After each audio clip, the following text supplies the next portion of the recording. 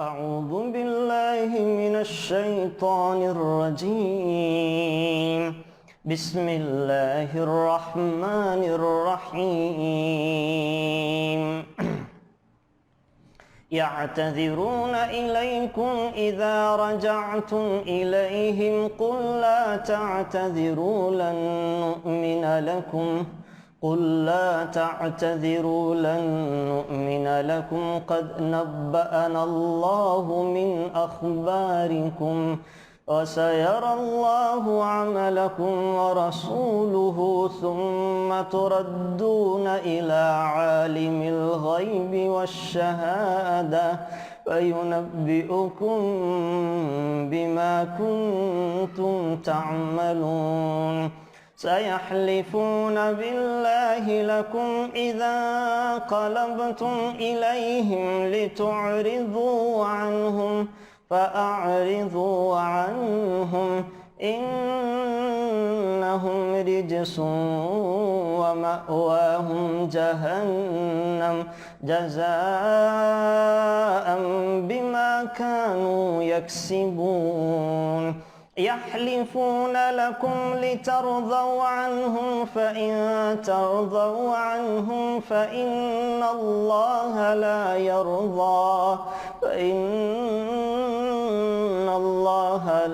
يرضى عن القوم الفاسقين.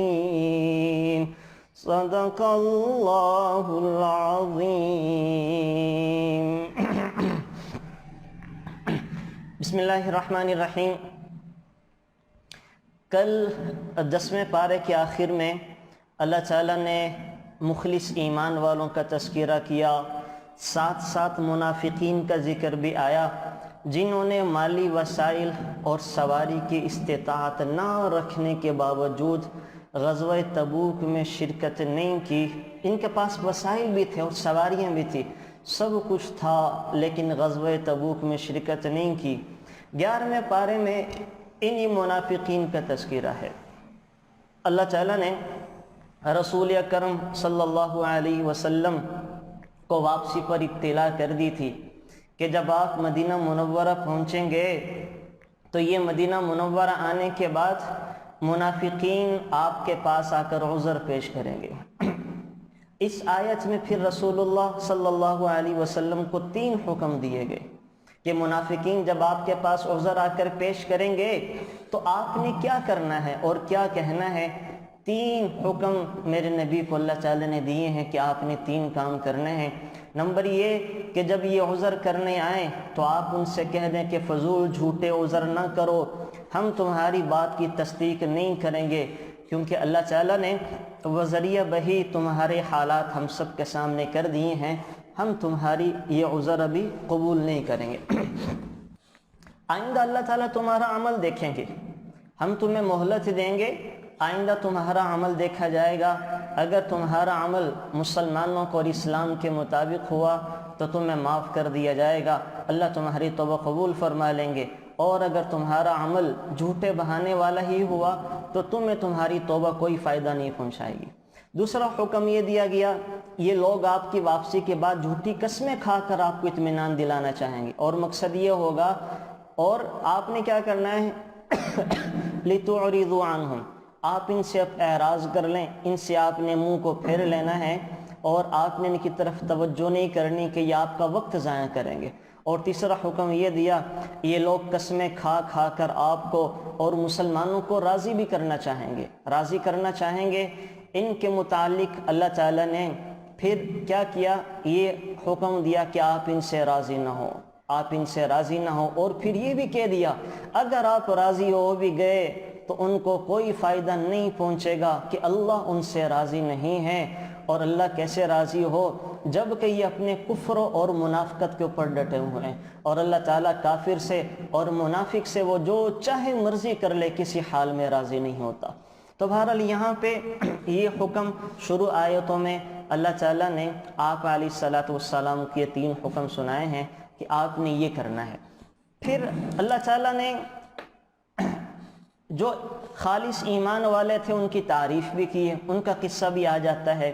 درمیان میں ایک بڑا اہم واقعہ پیش آیا ہے، وہ ہے مسجد زرار کا واقعہ۔ 11ویں پارے کے شروع میں اللہ تعالیٰ فرما رہے ہیں والذین اتخذوا مسجدا ضرارا وکفرا وتفریقا بین المؤمنین وارصادا لمن حارب اللہ ورسولہ من قبل، کہ جن لوگوں نے بنائی ہے مسجد زرار جس کی بنیاد کفر پر ہے اور مسلمانوں میں پھوٹ ڈالنے کے لیے ہے اور مسلمانوں پر گھات لگانے کے لیے ہے، تو اللہ اور اس کے رسول تو جانتے ہیں اللہ اور اس کے رسول کے اوپر گھات لگانے کے لیے ہے۔ تو یہ مسجد زرار والے ایک واقعہ پیش آیا، ہوا یہ تھا، آپ کو میں اس کا شان نزول سنا دیتا ہوں۔ مدینہ منورہ میں ایک شخص ابو عامر نامی زمانہ جاہلیت میں نصرانی ہو گیا، یعنی آپ علیہ السلام نے نبوت کا اعلان نہیں کیا تھا، یہ ابو عامر نامی شخص عیسائی بن گیا اور ابو عامر راہب کے نام سے مشہور تھا۔ یہ وہی شخص تھا جس کے بیٹے حضرت حنظلہ کو فرشتوں نے غسل دیا، باپ نصرانی رہا اور بیٹا غسیل الملائکہ بن گیا۔ بیٹے کو آ کر فرشتے غسل دے رہے ہیں، زمین پر پاؤں رکھنے کی جگہ نہیں ہے، لیکن باپ اپنی گمراہیوں میں پڑا رہا اور اسی گمراہی کے اندر مر گیا۔ جب رسول اللہ صلی اللہ علیہ وسلم مدینہ منورہ تشریف لائے تو یہ ابو عامر راہب بھی آپ علیہ السلام کی خدمت میں حاضر ہوا اور اسلام پر اعتراضات کرنے لگا۔ آپ علیہ السلام کے جواب سن کر بھی یہ بد نصیب مطمئن نہیں ہوا، بلکہ یہ کہنے لگا ہم دونوں میں جو جھوٹا ہوگا وہ مردود ہوگا اور اپنے عزیز و اقارب سے دور ہو کر مرے گا، اور کہا آپ کے مقابلہ میں جو بھی آئے گا میں اس کی مدد کروں گا۔ چنانچہ حنین تک تمام غزوات میں یہ مسلمانوں کے خلاف لڑتا رہا۔ غزوہ حنین تک جتنے بھی واقعات اور جتنے بھی جنگیں ہوئی ہیں یہ تمام جنگوں میں مسلمانوں کے خلاف لڑتا رہا، اور جب بنو حوازن کا واقعہ پیش آیا تو یہ پھر نصرانیوں کے مرکز شام کی طرف بھاگ گیا اور وہیں جا کر اپنے عزیز و اقارب سے دور مرا۔ جو دعا کی تھی وہ اسی کے سامنے آ گئی۔ جب انسان کسی اور کے لیے ذلت اور رسوائی کی دعا کرتا ہے نا، عام طور پر وہ اپنی ہی بد دعا میں جھلس کے ہلاک ہو جاتا ہے، عام طور پہ وہ اپنی ہی بد دعا کے اندر جا کے ہلاک ہو جاتا ہے۔ تو یہاں پر یہ نقطہ بھی ذہن میں رکھیں، عام طور پر اگر انسان غلط ہے، اگر انسان غلط ہے، غلطی پر ہے، اپنے آپ کو ٹھیک سمجھ رہا ہے، دوسرے کو غلط سمجھ رہا ہے، حالانکہ ہے غلط، تو انسان کبھی بھی دوسرے کے لیے بد دعائیں نہ کرے۔ عین ممکن ہے اللہ تعالیٰ اس کو اسی کے اندر آزمائش میں ڈال دے۔ یہاں بھی اس کے ساتھ ایسا ہی ہوا، یہ غلطی پر تھا اور بد دعائیں کر رہا تھا رسول اللہ صلی اللہ علیہ وسلم کے خلاف۔ اللہ تعالیٰ نے اسی کو ذلیل و رسوا کر کے رکھ دیا۔ پھر جب تک یہ زندہ رہا یہ اسلام اور مسلمانوں کے خلاف سازشوں میں لگا رہا، اور یہ کہا کہ مدینہ منورہ پر ایک لشکر لے کر چڑھائی کر دی جائے۔ اسی سازش کا ایک حصہ یہ تھا کہ اس نے جو مدینہ منورہ کے منافقین تھے ان کے ساتھ خط و کتابت شروع کر دی، اور اس میں کہنے لگا کہ تم لوگوں کی مدینہ منورہ میں کوئی اجتماعی طاقت ہونی چاہیے تاکہ جب یہ روم کے لوگ آئیں تو تم اندر سے مسلمانوں کے خلاف گھات لگا سکو اور ہم باہر سے آ کر حملہ کر سکے، مل جل کر مسلمانوں کا خاتمہ کر دیں گے۔ تم اندر کوئی مسجد بنا لو، ظاہر ہے جب مسجد بناؤ گے تو مسلمانوں کو شک نہیں ہوگا، مسلمانوں کو شبہ نہیں ہوگا۔ تم مسجد بنا کر یہاں پر کام کرو، اندر اسلحہ جمع کرتے رہو، آپس کے مذاکرات طے کر کے رکھو، ہم باہر سے حملہ کریں گے، یوں ہم مل کے مسلمانوں کا خاتمہ کر دیں گے۔ اس مشورہ کے بعد 12 منافقین نے مدینہ منورہ کے محلے قباء میں، جہاں رسول اللہ صلی اللہ علیہ وسلم ہجرت کر آئے تھے، قباء میں ایک جگہ خریدی، اس کو مسجد کا نام دیا۔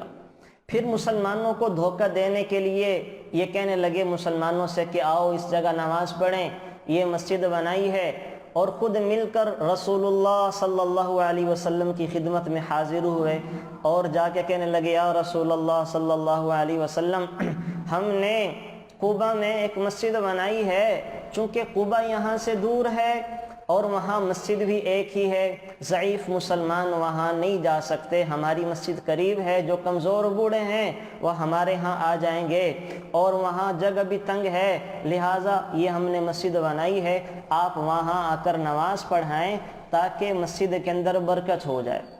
اب دیکھیں کس طرح سے سازشوں کے تانے بانے بن رہے ہیں، وہ بھی رسول اللہ صلی اللہ علیہ وسلم کے خلاف۔ آپ علیہ الصلوۃ والسلام کو اس وقت غزوہ تبوک کی جلدی تھی، تیاری میں تھے۔ آپ علیہ الصلوۃ والسلام نے وعدہ کر لیا کہ جب واپسی ہوگی تو میں وہاں آ کر نماز پڑھ لوں گا، لیکن جب تبوک سے واپس ہوئے، مدینہ منورہ کے قریب ہی تھے، تو یہ آیتیں نازل ہو گئیں، والذین اتخذوا مسجدا ضرارا، کہ جس کے اندر انہوں نے یہ مسجد نہیں بنائی ہے بلکہ فتنہ فساد پھیلانے کے ایک اڈا بنایا ہے، نام اس کو مسجد کا دے دیا۔ جب یہ آیت نازل ہوئی تو رسول اللہ صلی اللہ علیہ وسلم نے چند صحابہ جن میں عامر بن سکن، حضرت حمزہ کے جو قاتل وحشی تھے یہ تھے، ان کو حکم دیا کہ ابھی ابھی جاؤ اور اس مسجد کو جا کے گرا دو اور اس میں آگ لگا دو۔ تو یہ سب حضرات وہاں گئے اور رسول اللہ صلی اللہ علیہ وسلم کی حکم کی تعمیل میں انہوں نے مسجد کو زمین بوس کیا ہے اور وہاں ہر چیز کو آگ لگا دی۔ جب رسول اللہ صلی اللہ علیہ وسلم مدینہ منورہ پہنچے تو مسجد زرار کی خالی جگہ پر گئے۔ آپ نے عاصم بن عدی کو اجازت دی کہ اس جگہ پر اپنا گھر بنا لیں، یعنی جہاں اس فتنے فساد کی جگہ کو آگ لگائی تھی اور اس کو ڈھا دیا گیا، تو آپ علیہ الصلوۃ والسلام ایک صحابی سے کہہ رہے ہیں کہ وہاں جا کر اپنا گھر بنا لیں۔ انہوں نے عرض کیا یا رسول اللہ صلی اللہ علیہ وسلم، جس جگہ کے متعلق اللہ تعالیٰ نے قرآن کریم میں آیتیں اتار دی ہیں میں اس کو منحوس سمجھتا ہوں، یہاں میں گھر بنانا کیسے پسند کر لوں؟ البتہ آپ ثابت بن اکرم کو کہہ دیں، ان کے پاس گھر نہیں ہے، انہیں اجازت مرحمت فرمائیں کہ وہ یہاں مکان بنا لیں۔ ان کے مشورے کے مطابق ثابت بن اکرم نے وہاں پر ایک مکان تعمیر کیا، لیکن اس جگہ کی نحوست ایسی تھی کہ ساری زندگی ان کی اولاد نہ ہوئی، اگر ہوتی تھی تو زندہ نہیں رہتی تھی، اولاد ہی فوت ہو جاتی تھی۔ علماء تاریخ نے لکھا ہے انسان تو انسان، اس جگہ پر کسی مرغی نے بھی انڈے نہیں دیے، کسی کبوتر نے بھی انڈے نہیں دیے، کوئی جانور بھی اس گھر میں آ کر پھلا پھولا نہیں۔ چنانچہ آج تک یہ جگہ مسجد قباء کے کچھ فاصلے پر ویران پڑی ہوئی ہے کہ اس جگہ پر اللہ کا عذاب آیا تھا، اس جگہ پر منافقین نے مسلمانوں کو دکھ پہنچانے کے لیے، پروپیگنڈا کرنے کے لیے جگہ بنائی تھی، تو اللہ تعالیٰ نے اس کو جلانے کا حکم دیا اور رسول اللہ صلی اللہ علیہ وسلم نے اس کو جلانے کا حکم دیا۔ آج تک یہ جگہ ویران پڑی ہے، آج تک یہ جگہ ویران پڑی ہے۔ تو یاد رکھیں، ایک واقعہ آپ کو میں ذکر کر دوں یہاں پہ، یہ جیسے ان لوگوں نے مسلمانوں کو تکلیف پہنچانے کے لیے مسلمانوں ہی کی حالت میں، وہ مسلمانوں ہی کے روپ میں مسلمانوں کو ستانا چاہا، ہمیشہ ایسے ہی ہوتا ہے اور ایسے ہی ہوتا رہے گا۔ شیطان جب بھی آیا ہے مسلمانوں کو ستانے کے لیے انسانی شکلوں میں، وہ انسانی روپ کے اندر آیا ہے تاکہ اس کو آسانی سے پکڑا نہ جا سکے۔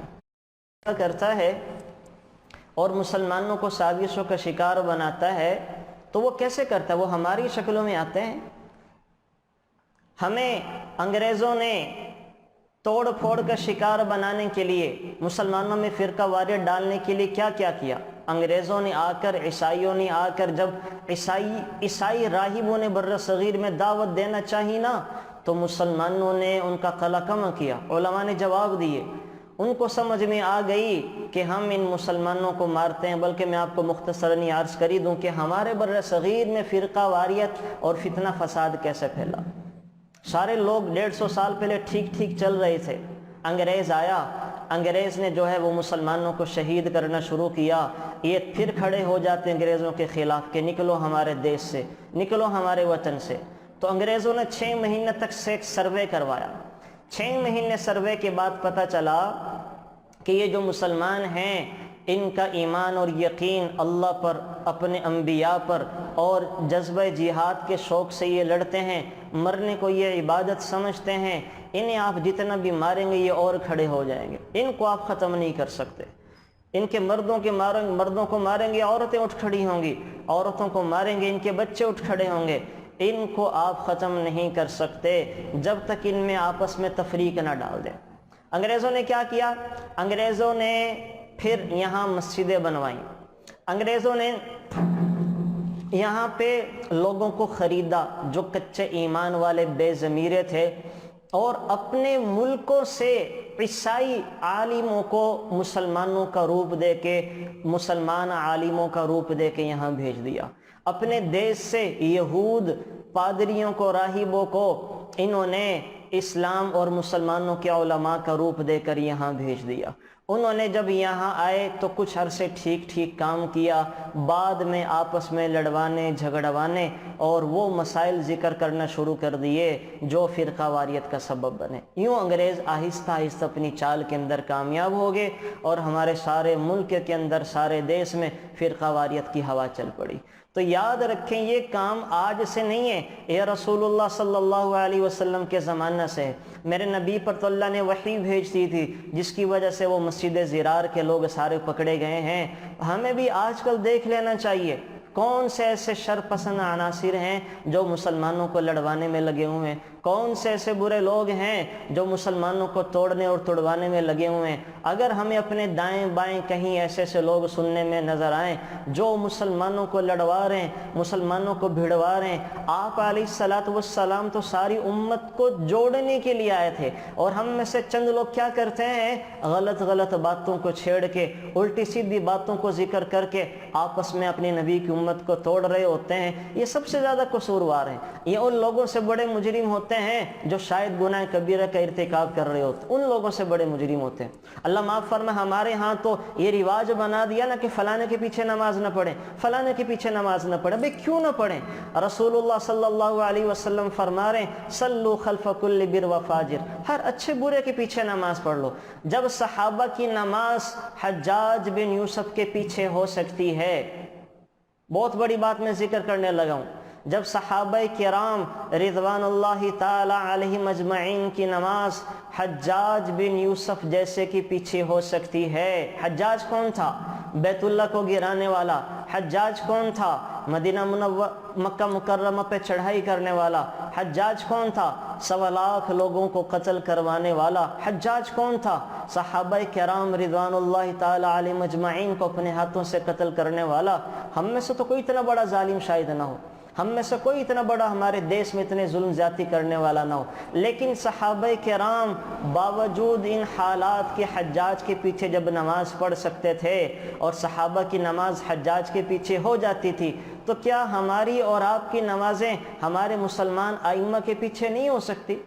تو جو لوگ یہ کہتے ہیں نا فلانی مسجد نہ جائیں، فلانی جگہ پہ نہ جائیں، فلانے کے پیچھے نماز نہ پڑھیں، یہ شیطان ہے جو بس عقل انسان ہے، یہ وسوسہ پھیلانے والے ہیں، یہ فرقہ واریت پھیلانے والے ہیں۔ تو ایسے لوگوں سے بچا جائے۔ اللہ تعالیٰ ایسے لوگوں سے سخت ناراض ہوتے ہیں کہ اللہ تعالیٰ خود فرما رہے ہیں وَالْفِتْنَةُ أَشَدُّ مِنَ الْقَتْلِ وَالْفِتْنَةُ أَشَدُّ مِنَ الْقَتْلِ۔ یہ جو فتنہ اور یہ فرقہ واریت کی ہواؤں کو پھیلانا ہے، یہ قتل سے زیادہ شدید اور سخت گناہ ہے۔ تو ان چیزوں سے بچا جائے۔ اس کی جو ہے وہ اللہ تعالیٰ نے قرآن کریم کے اندر یہ موٹی سی مثال جو میں نے آپ کو مسجد زرار والی بتائی ہے، اس کو اپنے ذہن میں رکھا جائے۔ تو بہرحال یہاں پر یہ واقعہ پیش آیا۔ پھر آگے چل کر اللہ تعالیٰ یہ جو آیت ہے 113 نمبر آیت، اللہ تعالیٰ یہاں پر یہ فرما رہے ہیں ما کان للنبی والذین آمنوا ان یستغفروا للمشرکین ولو کانوا اولی قربى من بعد ما تبین لهم انهم اصحاب الجحیم وما کان استغفار ابراہیم لابیہ الا عن موعدة وعدها ایاہ ولما تبین له انه عدو للہ تبرأ منہ ان ابراہیم لأواہ حلیم۔ ہوا یہ تھا کہ آپ علیہ الصلوۃ والسلام کے چچا ابو طالب نے ساری زندگی میرے نبی کی حفاظت کی، ساری زندگی آپ علیہ الصلوۃ والسلام کی خدمت کی، اگرچہ مسلمان نہیں ہوئے تھے مگر زندگی بھر آپ علیہ الصلوۃ والسلام کے لیے حفاظت اور سائبان بنے رہے۔ رسول اللہ صلی اللہ علیہ وسلم کی بڑی تمنا تھی اور بڑا آپ علیہ الصلوۃ والسلام کی چاہت ہوا کرتی تھی کہ کس طرح سے میرے چچا مسلمان ہو جائیں، یہ کلمہ پڑھ لیں، ایمان لے آئیں، تو مجھے ان کی سفارش کا موقع مل جائے گا، یہ جہنم سے بچ جائیں گے۔ جب مرض وفات کا وقت قریب آیا، مرض وفات کا، تو آپ علیہ السلام کو بڑی فکر ہوئی کہ اگر اس وقت میرے چچا نے کلمہ پڑھ لیا تو نجات پا جائیں گے، اور اگر اب بھی کلمہ نہ پڑھ سکے تو ہلاک ہو جائیں گے۔ چنانچہ اس حالت میں آپ علیہ السلام اپنے چچا کے پاس پہنچے، مگر وہاں کیا دیکھتے ہیں کہ ابو جہل بھی ہے، عبداللہ بن امیہ جیسے بدبخت سردار بھی ہیں۔ تو آپ نے فرمایا میرے چچا کلمہ لا الہ الا اللہ پڑھ لیں، میں آپ کی بخشش کے لیے کوشش کر لوں گا۔ مگر ابو جہل بول اٹھا، کیا آپ عبد المطلب کے دین کو چھوڑ دیں گے؟ اپنے ابا کے دین کو چھوڑ دیں گے؟ رسول اللہ صلی اللہ علیہ وسلم نے کئی مرتبہ فرمایا چچا جان کلمہ پڑھ لیں، میں آپ کے لیے سفارش کر دوں گا، مگر ہر مرتبہ ابو جہل یہی بات کرتا، یہاں تک کہ آخری کلام میں ابو طالب نے بھی کہہ دیا میں عبد المطلب کے دین پر ہوں، میں اپنے باپ داداؤں کا دین نہیں چھوڑ سکتا، اگر میں نے چھوڑ دیا لوگ کیا کہیں گے کہ بھتیجے کی بات مان لی، موت کے خوف سے بھتیجے کے دین پر ایمان لے آئے، یہاں تک کہ اسی حالت میں ان کا انتقال ہو گیا۔ تو رسول اللہ صلی اللہ علیہ وسلم نے قسم کھائی کہ میں آپ کے لیے استغفار کرتا رہوں گا جب تک اللہ تعالیٰ مجھے منع نہ کر دیں، میں اپنے چچا کے لیے توبہ استغفار کرتا رہوں گا جب تک اللہ تعالیٰ مجھے منع نہ کر دیں۔ تو آپ علیہ السلام پھر اللہ تعالیٰ نے یہ آیتیں اتار دی، یہ جو آیتیں میں نے پڑھی ما کان للنبی والذین آمنوا، کہ ایمان والوں کے لیے اور نبی کے لیے جائز نہیں ہے ان یستغفروا للمشرکین، کہ وہ مشرکین کے لیے دعا کریں، ایمان والوں کے لیے اور نبی کے لیے بھی جائز نہیں ہے کہ مشرکین کے لیے دعا کریں، وَلَوْ كَانَ أُولِي قُرْبَى، اگرچہ وہ ان کے رشتہ داری کیوں نہ ہو، اگرچہ ان کے قرابت داری کیوں نہ ہو، اگرچہ ان کے ساتھ خون کا تعلق کیوں نہ ہو، کیوں کب دعا نہ کریں؟ من بعد ما تبین لہم انہم اصحاب الجحیم، جب ان پر کھل چکا ہو کہ یہ جہنمی ہیں، جہنم میں جائیں گے، اور ایمان پر نہیں کفر کے اوپر ان کا انتقال ہوا ہے، تو ایمان والوں کے لیے جائز نہیں ہے کہ ان کے لیے دعا کریں۔ تو اس کے بعد سرکار دو عالم صلی اللہ علیہ وسلم نے پھر ان کے لیے دعا کوئی نہیں کی، اور آپ علیہ السلام نے اس کے بعد دعا کو ترک کر دیا۔ اور یہاں پر آپ یہ دیکھ لیں، پھر آپ علیہ السلام نے فرمایا تھا کہ میرے چچا نے میری چونکہ خدمت بہت زیادہ کی ہے، بخاری شریف کی حدیث مبارکہ ہے، اور یہ میرے کام میں لگے رہے ہیں، تو اللہ تعالیٰ قیامت میں ان کو سب سے ہلکا عذاب دیں گے، قیامت میں سب سے ہلکا عذاب دیا جائے گا۔ وہ کیا ہے کہ آگ کی جوتیاں پہنا دی جائیں گی، جس کی وجہ سے ان کا دماغ کھولتا رہے گا اور ان کو آگ کی جوتیاں پہنا دی جائیں گی۔ تو بہرحال جنت میں جانے کا جو ویزا ہے، جنت میں جانے کے لیے جو یہ سب سے بنیادی اہم چیز ہے وہ کلمہ ایمان ہے، وہ ایمان کا لے کر آنا ہے۔ انسان ایمان لے آئے، اللہ تعالیٰ اپنے فضل و کرم سے انشاءاللہ ایک نہ ایک دن جنت میں داخلہ ضرور فرما دیں گے۔ تو ایمان لانا یہ کلمہ جنت میں داخلے کے لیے شرط اول ہے۔ آگے چل کر سورہ توبہ کا جو سب سے اہم واقعہ اور بڑا ضروری اور اہم جو واقعہ پیش آیا ہے وہ 3 صحابہ کرام کی سچی پکی توبہ کا ہے۔ یہ واقعہ میرے آپ کے لیے بھی ہے، یہ واقعہ قیامت تک کے انسانوں کے لیے ہے کہ انسان غلطی کرے تو توبہ کیسے کرتا ہے، انسان غلطی بھی کر لے تو توبہ کیسے کی جاتی ہے۔ یہ توبہ کا ایک سچا پکا ایک داستان اللہ تعالیٰ قرآن کریم کے اندر ہمیں سنا رہے ہیں۔ یہ جو آیات ہیں وَعَلَى الثَّلَاثَةِ الَّذِينَ خُلِّفُوا حَتَّى إِذَا ضَاقَتْ عَلَيْهِمُ الْأَرْضُ بِمَا رَحُبَتْ وَضَاقَتْ عَلَيْهِمْ أَنفُسُهُمْ وَظَنُّوا أَن لَّا مَلْجَأَ مِنَ اللَّهِ إِلَّا إِلَيْهِ ثُمَّ تَابَ عَلَيْهِمْ لِيَتُوبُوا إِنَّ اللَّهَ هُوَ التَّوَّابُ الرَّحِيمُ۔ ہوا یہ تھا کہ بہت سارے تو لوگ غزوہ تبوک میں اپنی منافقت کی وجہ سے رہ گئے، ایمان ہی کچا تھا، یا بہت سارے منافقین تھے، کچھ مسلمان بھی تھے جو اپنی سستی، کاہلی اور کھیت کھلیان میں کام کرنے کی وجہ سے رہ گئے۔ اور جب یہ رہ گئے ہیں تو اللہ تعالیٰ جب آپ علیہ السلام مکہ مدینہ منورہ واپس آئے ہیں تو انہوں نے بجائے حیلے بہانے کرنے کے، کوئی عذر پیش کرنے کے، سچ رسول اللہ صلی اللہ علیہ وسلم سے سب کچھ ذکر کر دیا۔ تو پھر اللہ تعالیٰ نے یہ آیتیں اتاری ہیں، اور ان کا قصہ وہ میں آپ کو سناتا ہوں کہ ہوا کیا تھا۔ یہ 3 حضرات تھے، ایک کا نام تھا حضرت کعب بن مالک، نمبر 2 مرارہ بن ربیع، یہ آپ نے یاد رکھنے تاکہ واقعہ سمجھنے میں آسانی ہو، نمبر 3 ہلال بن امیہ، یہ تینوں انصاری بزرگ تھے، انصاری صحابی تھے، اور یہ رسول اللہ صلی اللہ علیہ وسلم کے ساتھ غزوات میں شریک بھی تھے۔ اس سے پہلے بدر کا، احد کا کتنے واقعے پیش آئے ہیں، یہ رسول اللہ صلی اللہ علیہ وسلم کے ساتھ ساری جنگوں میں شریک بھی رہتے تھے، مگر اس وقت اتفاقی طور پر ان سے ایسی لغزش ہوئی، اور جب جیسے منافقین نہیں جا سکے تو یہ بھی نہیں جا سکے، اور جب یہ واپس ہوئے ہیں تو ان کو لوگوں نے مشورہ دیا کہ آپ سرکار دو عالم صلی اللہ علیہ وسلم کے پاس جائیں اور جھوٹے حیلے بہانے کر معافی مانگ لیں، تو آپ علیہ الصلوۃ والسلام حیلے بہانوں کرنے والوں پر کوئی عتاب نہیں کرتے، کوئی غصہ نہیں ہوتے۔ اچھا، اس سے پہلے ایک چیز اور ذکر کر دوں میں آپ کو نا، آپ علیہ الصلوۃ والسلام کی عادت مبارکہ تھی غزوات میں کہ جب بھی مدینہ منورہ سے نکلتے تھے اپنے ارادے کسی پر ظاہر نہیں کرتے تھے، آپ علیہ الصلوۃ والسلام چھپا کے رکھتے تھے کہ کس سمت میں مجھے جا کر جہاد کرنا ہے تاکہ جنگی راز فاش نہ ہو جائے۔ جنگی راز کی حفاظت کے لیے سرکار دو عالم صلی اللہ علیہ وسلم ان باتوں کو چھپایا کرتے تھے۔ اب آپ ہمیں بتائیں کہ اس سے ہمیں بھی اللہ تعالیٰ یہ پیغام دے رہے ہیں کہ اپنی قیمتی چیزوں کو، جن کو فاش کر دینے سے، ظاہر کر دینے سے خطرہ پڑ سکتا ہے، ان چیزوں کو چھپا لینا چاہیے۔ جب رسول اللہ صلی اللہ علیہ وسلم چھپا رہے ہیں تو ہم انسانوں کو ایسی باتیں کہ جن کا ظاہر کرنا خطرے میں ہے تو چھپا لینا چاہیے، ان کو چھپا لینا چاہیے۔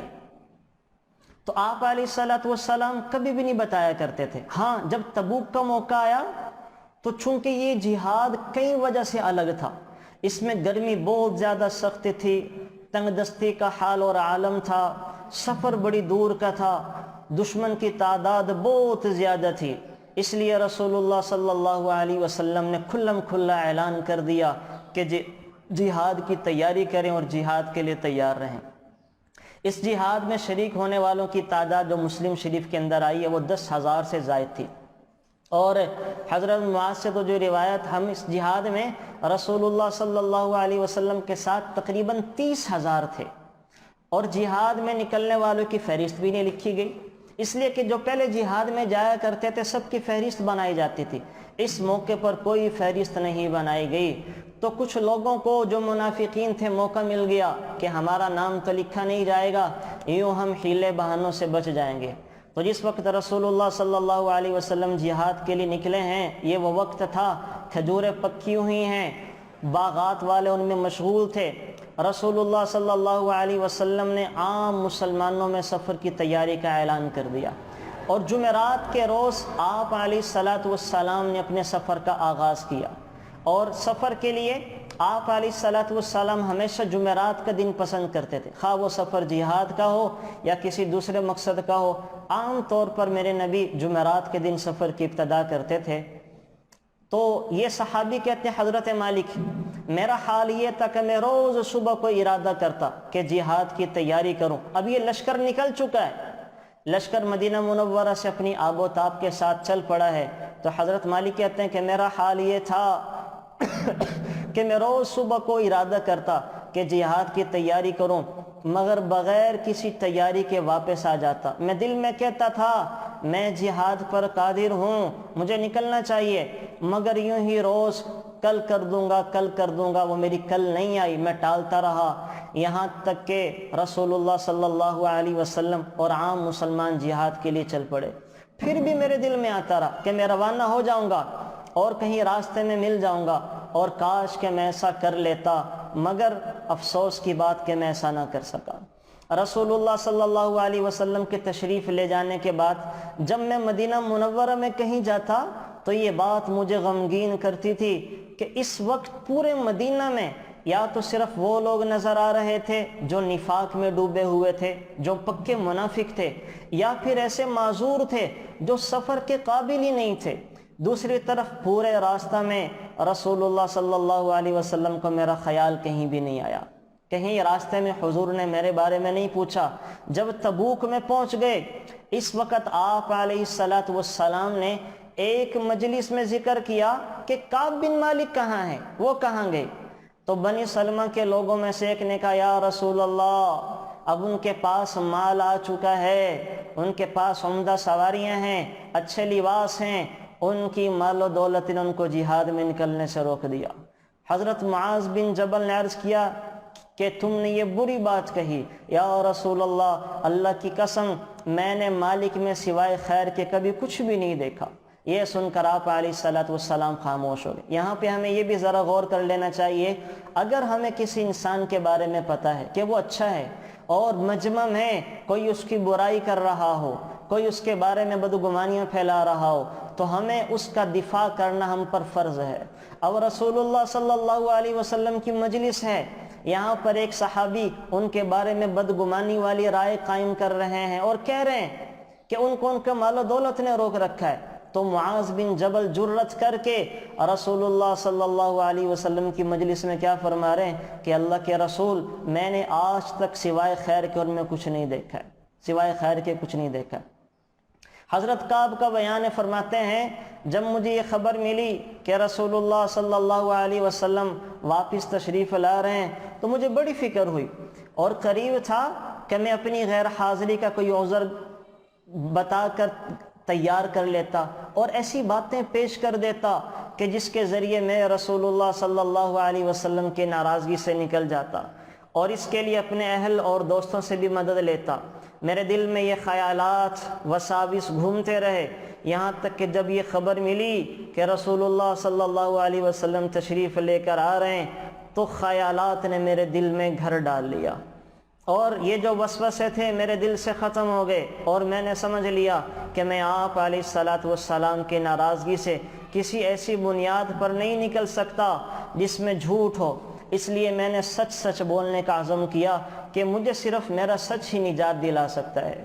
رسول اللہ صلی اللہ علیہ وسلم تشریف لائے تو حسب عادت چاشت کے وقت یعنی صبح کو آفتاب کچھ بلند ہونے کے بعد مدینہ منورہ میں داخل ہوئے، اور آپ علیہ السلام کی عادت مبارکہ تھی، آپ علیہ السلام کی عادت مبارکہ تھی کہ سفر سے واپسی پر مسجد میں تشریف لایا کرتے تھے، 2 رکعتیں پڑھتے، پھر حضرت فاطمہ کے پاس جاتے تھے، پھر وہاں سے باقی بیویوں کے پاس ملنے کے لیے جایا کرتے تھے۔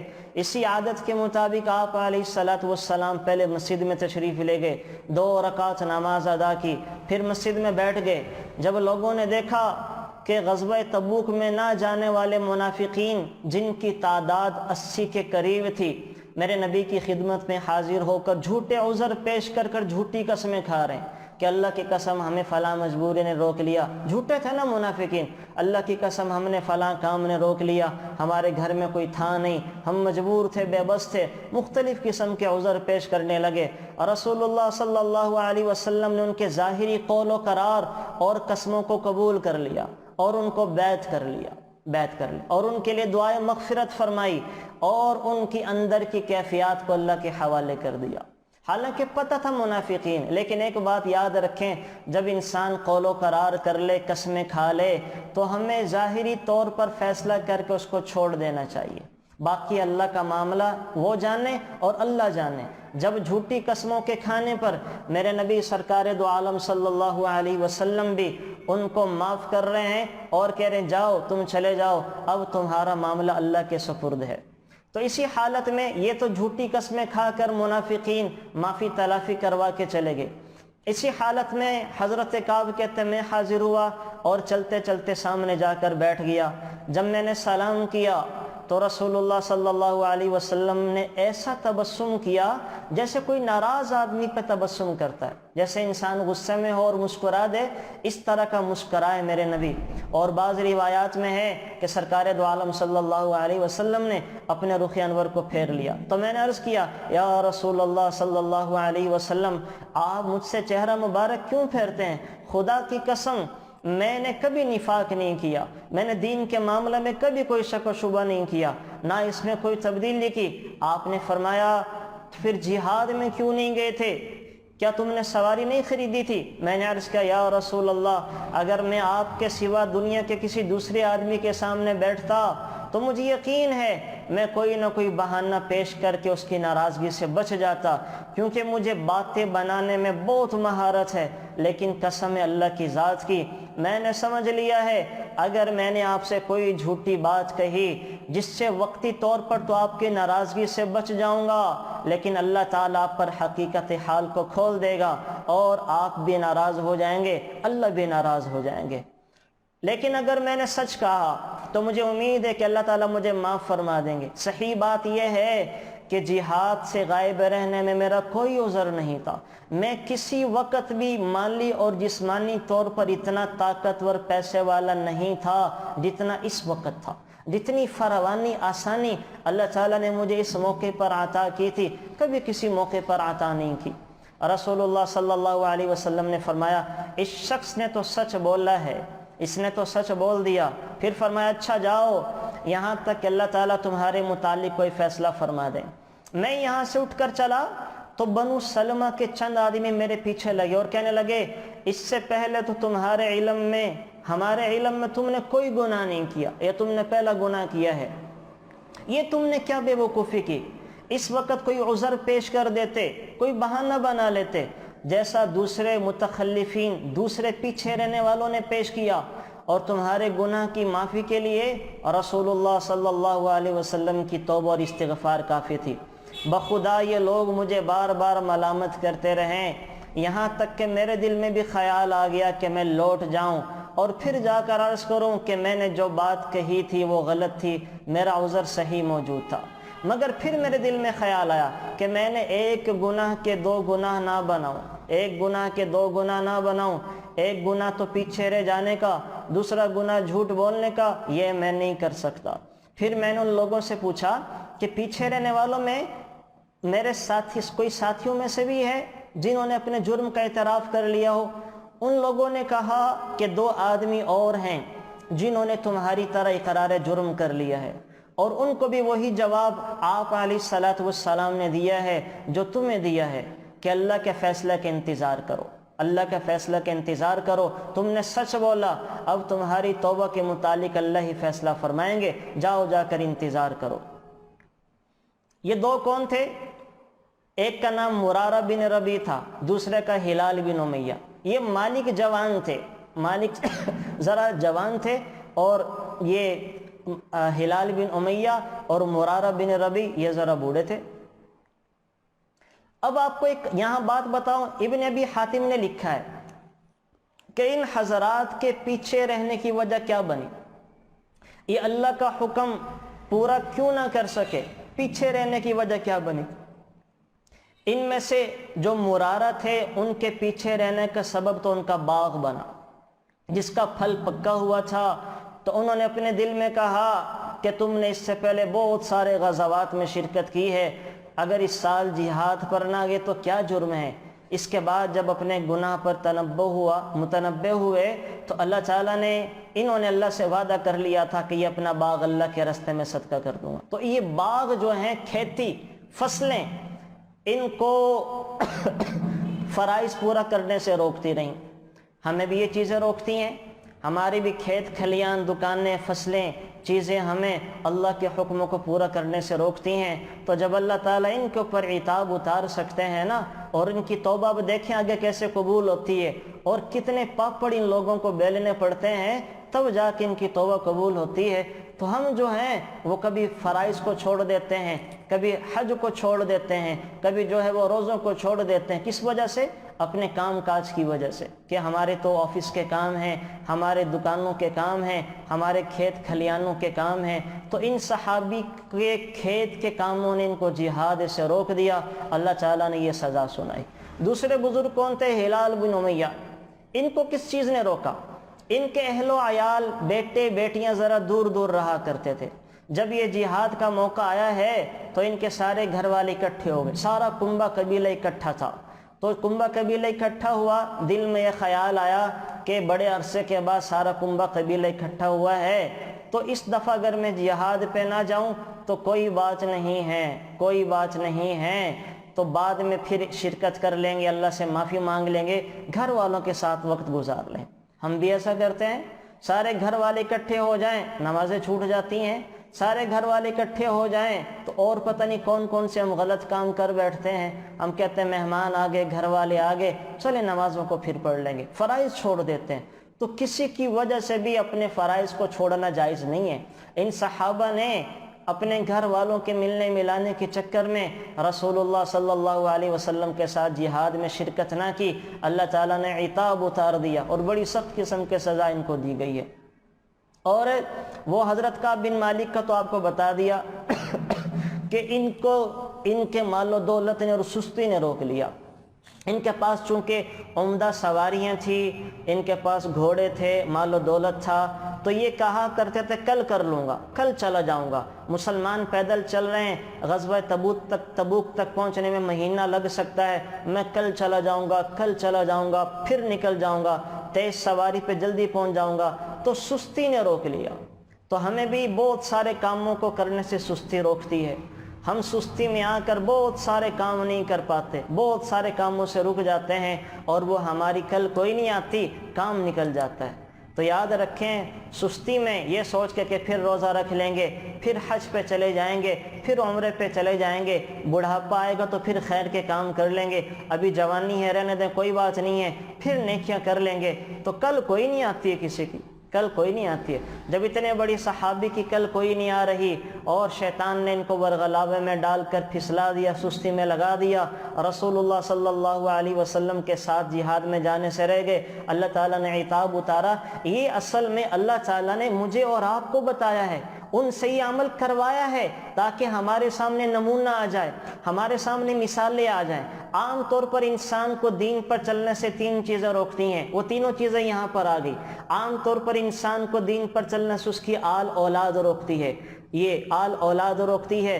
جیسا کہ حضرت ہلال بن امیہ کو ان کے خاندان کے لوگوں نے, کنبے قبیلے والوں کے آنے نے اللہ کے راستے میں جہاد سے نکلنے سے روک دیا. ہمیں بھی ہماری آل اولاد بہت سارے کاموں سے روک دیتی ہے.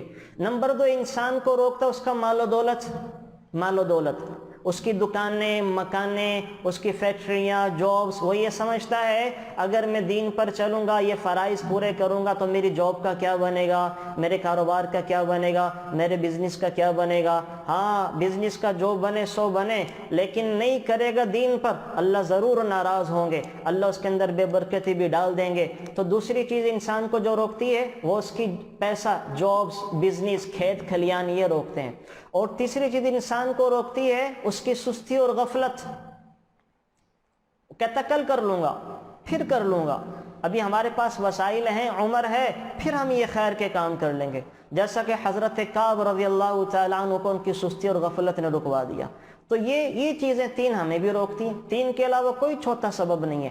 نمبر 1 مال و دولت ہے, نمبر 2 غفلت اور سستی ہے, نمبر 3 اہل و عیال ہے. تو یہ اصل تو اللہ تعالیٰ ہمیں سنا رہے ہیں. صحابہ کو تو اللہ نے معاف کر دیا, ان کی تو لیے اللہ تعالیٰ نے اپنی رضا کا سرٹیفکیٹ بھی اتار دیا تھا, لیکن ہمیں سنانے, سمجھانے, بتانے کے لیے اللہ تعالیٰ نے یہ آیت قیامت تک کے لیے زندہ اور جاوید رکھ دی ہیں. پھر کیا ہوا, آپ علیہ السلام نے صحابہ کرام کو حکم دے دیا کہ ان تینوں کے ساتھ نہ تو سلام کیا جائے, نہ کلام کیا جائے, نہ ان کو کوئی سلام کرے گا, نہ ان سے کوئی بات کرے گا. حضرت کا فرماتے اس وقت ہم تو سب مسلمانوں سے بدستور محبت کرتے تھے, مگر سب کا رخ ہم سے پھر گیا. ابن ابی شیبہ کہتے ہیں کہ اب تو ہمارا یہ حال ہو گیا تھا, روایت میں ہے کہ ہم لوگوں کے پاس جاتے تو کوئی ہم سے کلام نہ کرتا, کوئی سلام نہ کرتا. ہم کسی کو سلام کرتے تو کوئی ہمیں ہمارے سلام کا جواب نہ دیتا. اس وقت ہماری دنیا بالکل بدل گئی. ایسا لگنے لگا کہ نہ وہ لوگ ہیں جو پہلے تھے, نہ ہمارے باغ رہے, نہ مکان ہیں جو جن میں ہم پہلے رہتے تھے, سب اجنبی لگنے لگے ہیں. مجھے سب سے بڑی فکر یہ تھی اگر میں اس حال میں مر گیا تو رسول اللہ صلی اللہ علیہ وسلم میری جنازہ بھی نہ پڑھائیں گے. یا خدا نہ خواستہ اس عرصے میں رسول اللہ صلی اللہ علیہ وسلم دنیا سے پردہ فرما گئے, میں عمر بھر اسی حالت میں ذلیل و رسوا ہوتا رہوں گا. اس کی وجہ سے میرے لیے ساری زمین بیگانی ہو گئی, سب ویران نظر آنے لگا. لگا۔ اسی حال میں ہم پر 50 راتیں گزر گئیں۔ 50 راتوں میں نہ کسی نے بولا، نہ باتیں کی، نہ کوئی سلام کا جواب دینے والا۔ اسی زمانہ میں فرماتے ہیں کہ میرے دونوں ساتھی مرارہ اور ہلال تو شکستہ دل ہو کر گھر میں بیٹھ گئے اور دن رات روتے رہتے تھے، لیکن میں جوان آدمی تھا، باہر بھی نکلتا تھا، چلتا پھرتا بھی تھا، نماز میں بھی سب مسلمانوں کے ساتھ شریک ہوتا تھا، بازار میں بھی گھومتا پھرتا تھا، مگر نہ کوئی مجھ سے کلام کرتا، نہ میرے سلام کا جواب دیتا۔ رسول اللہ صلی اللہ علیہ وسلم کی مجلس میں نماز کے بعد حاضر ہوتا اور سلام کرتا تو دیکھا کرتا تھا کہ رسول اللہ صلی اللہ علیہ وسلم کے لب مبارک کو جواب سلام کے لیے حرکت ہوئی کہ نہیں ہوئی۔ پھر میں آپ کے قریب ہی نماز پڑھتا تو نظر چرا کر آپ کی طرف دیکھتا تو معلوم ہوتا کہ جب میں نماز میں مشغول ہو جاتا ہوں تو آپ علیہ الصلاۃ والسلام بھی میری طرف دیکھتے ہیں، اور جب میں آپ کی طرف دیکھتا ہوں تو آپ رخ انور کو پھیر لیتے ہیں۔ جب لوگوں کی یہ بے وفائی دراز ہوئی تو ایک روز میں اپنے چچا زاد بھائی قتادہ کے پاس گیا جو میرے سب سے زیادہ دوست تھے۔ میں ان کی باغ میں دیوار پھلانگ کر داخل ہوا اور ان کو سلام کیا۔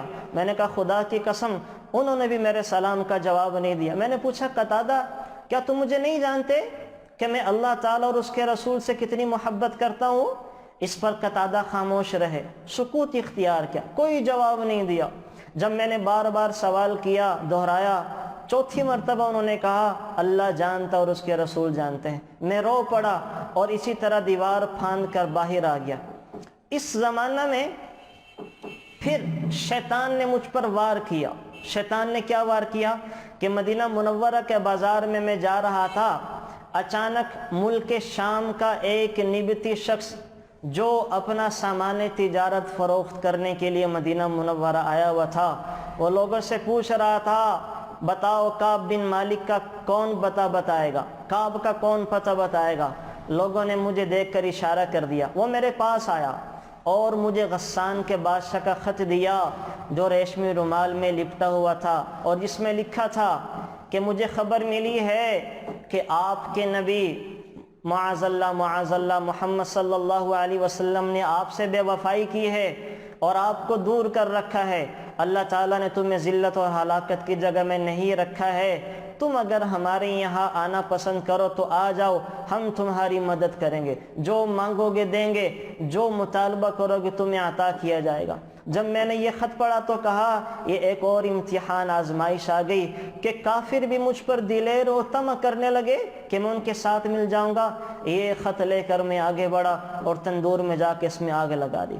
حضرت کعب فرماتے ہیں جب 50 سے 40 راتیں گزر چکی تھی، 50 میں سے 40 راتیں گزر چکی تو اچانک دیکھتا ہوں کہ رسول اللہ صلی اللہ علیہ وسلم کے ایک قاصد خزیمہ بن ثابت، آپ علیہ الصلاۃ والسلام کے ایک قاصد خزیمہ بن ثابت میرے پاس آ رہے ہیں اور آ کر یہ کہا کہ رسول اللہ صلی اللہ علیہ وسلم نے حکم دیا ہے کہ تم سب اپنی بیویوں سے علیحدگی اختیار کر لو۔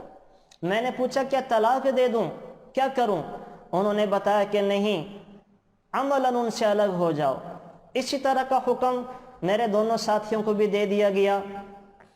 میں نے اپنی بیوی سے کہا تم اپنے میکے چلی جاؤ اور میں وہیں رہو جب تک اللہ تعالیٰ کی طرف سے کوئی فیصلہ نہ آ جائے۔ ہلال بن امیہ کی اہلیہ خولہ، یہ خولہ ان کی بیوی تھی، یہ حکم سن کے رسول اللہ صلی اللہ علیہ وسلم کی خدمت میں حاضر ہوئی ہیں اور عرض کیا یا رسول اللہ صلی اللہ علیہ وسلم، ہلال تو بڑے بوڑھے اور ضعیف ہیں، ان کا تو کوئی خادم بھی نہیں ہے، مجھے ان کی خدمت کی اجازت دیجیے، مجھے ان کی خدمت کی اجازت دیجیے۔ کعب بن مالک کہتے ہیں کہ مجھے بھی لوگوں نے کہا کہ تم بھی اپنی آپ علیہ الصلاۃ والسلام سے اجازت منگوا لو کہ بیوی ساتھ رہے، آپ کی خدمت کرتی رہے۔ میں نے کہا نہیں، میں ایسا نہیں کروں گا، میں ایسا نہیں کروں گا۔ اسی حال میں یہ 10 دن اور گزر گئے۔ اب ہمارے دن رات ہیں کہ کٹتے نہیں تھے، دن تکلیف کے اندر سارا دن روتے روتے گزار دیتے، رات جو ہے روتے روتے گزر جایا کرتی تھی۔ آپ ذرا اندازہ تو لگائیں کہ وہ ہستیاں جن کا جینا مرنا سب رسول اللہ صلی اللہ علیہ وسلم کی ذات اقدس تھی، جو آپ علیہ الصلاۃ والسلام کو دیکھے بغیر ایک لمحہ نہیں رہ سکتے تھے، اور وہی نبی سامنے ہے وہی سامنے ہے، لیکن آپ نہ سلام کر رہے ہیں نہ کلام کر رہے ہیں۔ آج کے عارضی رشتوں میں کہاں ایک نبی اور ایک امتی کا رشتہ، کہاں ایک صحابی اور ایک نبی کا رشتہ، اور کہاں یہ آل اولاد کے چھوٹے اور ٹوٹ جانے والے تعلق اور رشتے۔ لیکن اگر ایک گھر ہونا آپ اندازہ لگے، ایک گھر میں ایک چہیتی ماں اپنی بیٹی سے، یا ایک چہیتا بیٹا اپنے باپ سے یا ماں سے وہ ناراض ہو جائے، ایک ہی گھر میں رہیں اور بہت زیادہ پیار محبت ہو کہ ایک دوسرے کو دیکھے بغیر ان کے دن رات نہ گزرتے ہوں، اور ایک ہی گھر میں وہ نہ سلام کریں نہ کلام کریں نہ کسی سے بات چیت کریں، تو بتائیں یہ دنیا کیسی لگے گی؟ اللہ تعالیٰ کہہ رہے ہیں حَتَّى إِذَا ضَاقَتْ عَلَيْهِمُ الْأَرْضُ بِمَا رَحُبَتْ، کہ ان پر زمین تنگ ہو گئی باوجود ان کے پاس سب کچھ تھا، وَضَاقَتْ عَلَيْهِمْ أَنفُسُهُمْ، ان کے جی گھٹنے لگے ہیں، وَظَنُّوا أَنَّهُمْ أَلَّا مَلْجَأَ مِنَ اللَّهِ إِلَّا، اور یہ گمان کرنے لگے کہ اب تو ہمیں اللہ کے سوا کہیں پناہ نہیں ملے گی، اللہ کے سوا کہیں پناہ نہیں ملے گی۔ تو ایسی حالت تھی ان صحابہ کی، اور اتنی بڑی سزا، شاید مرنا آسان تھا، شاید دنیا سے چلے جانا آسان تھا، لیکن اتنی سخت سزا تھی، جس سے ملتے تھے کوئی سلام کا جواب نہیں دیتا تھا۔ آپ علیہ الصلوۃ والسلام کی طرف نظریں ملاتے تو حضور اپنے رخ انور کو پھیر لیا کرتے تھے۔ آپ علیہ الصلوۃ والسلام کی مسجد میں جا کے نماز پڑھتے، آپ علیہ الصلوۃ والسلام آپ کے صحابہ کوئی جواب نہیں دیا کرتے تھے، اپنے بالکل پرائے ہو گئے، بالکل پرائے ہو گئے۔ تو حضرت 50 راتیں پوری ہوئی تو رسول اللہ صلی اللہ علیہ وسلم پر رات کے حصہ میں ہماری توبہ والی آیات اتر آئیں۔